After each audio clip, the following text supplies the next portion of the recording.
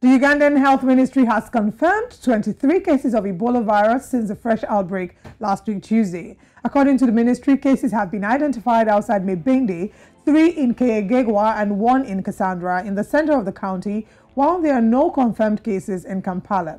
Uganda has had previous outbreaks of Ebola, a disease that has killed thousands across Africa since it was first discovered in 1976 in neighboring Democratic Republic of Congo. The spokeswoman for health, Emma Aine Biona, said travel restrictions for non-essential work in Mubende district, the epicenter of the outbreak, have been imposed. Mr. Badru Mugabe is the Hoima resident city commissioner, and he joins us this morning from Uganda. We also, of course, have Professor Tomori, who's also joining us, who's a virologist. Thank you both for stepping in and for having this conversation with us. Good morning to you both. My pleasure. Thank you for having us. All right, I'm going to start with our friend in Uganda. Just last week, the outbreak was reported in Uganda, and today 16 cases have been confirmed. Can you give us an update on the entire situation in Uganda as of now? We don't seem to have your mic unmuted. If you can't hear us, please unmute your mic and then go ahead with the question. Mr. Mugabe, can you hear us clearly? Yeah, we can hear you now. All right, please go ahead. Go ahead, please. Yeah, we received some cases in Uganda, and as at yesterday, according to the Ministry of Health, so far 35 cases are confirmed in the country, but of which 23 were fatal. So we have lost 23 lives to Ebola out of the 35 cases in the country. Now, this is a really sad update. Now, let's talk about the potential of what this could mean for Africa. Professor Tomori, let's talk about, what's happening now. We can see that it's unfortunate that the Sudan strain has affected Uganda, but what we're seeing is this, could potentially extend to the rest of Africa. The WHO has said that, it's something that should give us concern. What measures do you think we can put in place, and do you think that Africa is giving this the attention that it should give to what's happening in Uganda? Thank you very much. One thing we should appreciate is Uganda is not strange to management of epidemics, and Uganda has managed Ebola before, not once, not twice. Only that when it's just had for the first time, the battle now, or the task ahead, is contact tracing, which is being done. But to confirm that I think it's being managed is the people who could have been contacts of the first cases have been traced, and we continue tracing them. A case in point is in the region where I am. We host the regional referral hospital of Midwestern Uganda, and there were 7 contacts of suspected cases that are being closely monitored, and government has invested a lot of time to trace the contacts of these cases. After managing them, then the situation will be at bay. And it's why, at least for the last two days, there has not been any new deaths, meaning that it's being contained. Professor Tomori, I'd like you to also shed some light on this. You're a virologist and you understand the importance of being able to manage a health situation so it doesn't become a pandemic. Seeing what's happening in Uganda, do you probably have concerns that this might affect the rest of Africa? And should we start putting in measures internationally to contain the Ebola virus in Uganda and prevent it from spreading to the rest of Africa? Yeah, I mean, from what happened to us in West Africa in 2014, one has to be on the alert. And WHO has actually called on other African countries to be on the alert for what is happening in Uganda. As my colleague said, Uganda is managing the cases very well. In between the time when the first cases occurred and now, they've been able to, contact tracing. I think what's most important is the fact that it has not taken too long before the first case and the time they discovered. That's usually the problem. Cases may be occurring and people are not aware, but that's not the situation in Uganda. As he said, Uganda has been exposed locked as it is by DR Congo and Sudan, where the two original cases of Ebola came up. So they have always been on the alert. But I think other countries around them, Kenya and others, should also be on the alert because there's a lot of movement between those countries.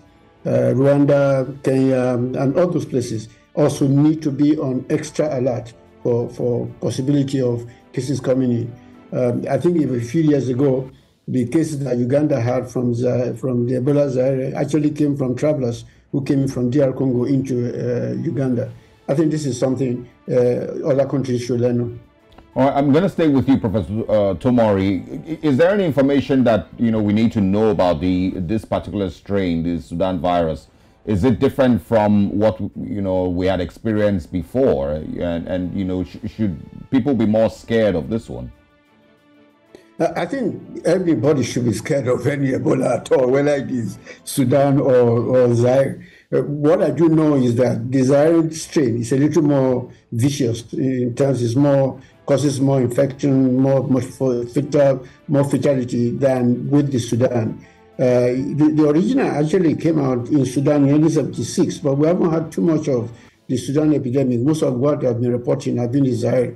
But either way, whether Sudan or Zaire, any disease of that nature should be looked at with caution, and people should get prepared. Again, as I said, with so much traveling between different countries, especially in that East African region, we need to be more cautious and be prepared. All right. And I'll take this, the next question to Mr. Mugabe.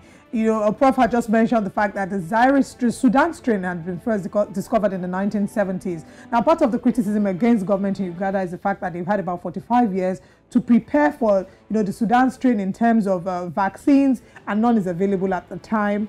And one disturbing issue now is that the trainee medics battling Ebola in Uganda have, they've decided that they're not going back to work, unfortunately, because they've accused the government of putting their lives at risk, as most of them do not have adequate PPE to handle cases of Ebola. How true are these reports? And what role is the government playing in controlling the spread of the Ebola virus? Very much. I would like to first of all confirm that this is an epidemic which didn't send any warning when it was coming. But depending on our past experience and readiness to handle all forms of pandemics and epidemics in any country, there will always be a backlash when it's just appearing for the very first time. But we have, as a country, we have mobilized PPEs for all frontliners. And not only PPEs, we are also putting in place strategies in the different areas of jurisdiction. I'll give you a case in point right now. I've just stepped out of a task force coordination meeting to ensure our preparedness and readiness in the region.